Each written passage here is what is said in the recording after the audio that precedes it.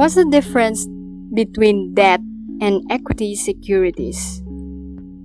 Imagine we are in the market. We have here the vendor, you the buyer, and these white and red eggs here. Let us assign the vendor as our investee, or the company selling these eggs here representing securities, or our stocks and bonds. The white eggs for debt and red for equity securities. Then you as the investor or the buyer. Now on the perspective of the company, once it issues or sells the white eggs or the debt securities, this will be treated as a liability, again on his point of view.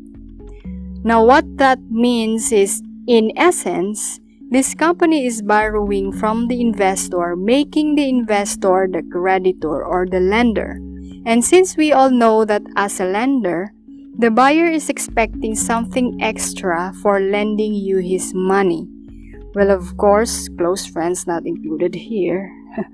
Now, that something extra is known as the interest.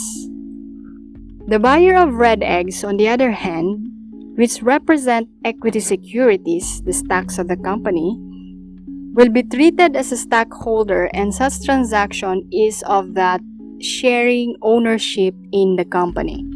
And as part owner, the expected extra or the share in the income of the company is known as dividend.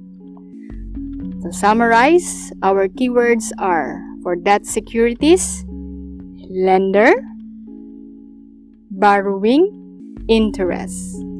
Now for equity securities, the stockholder, ownership, and dividend. The significance of knowing the difference will help you account for the two either on the perspective of the company or on the part of the investor. Because in accounting, we have a different entry for the investee and we have a different entry for the investor.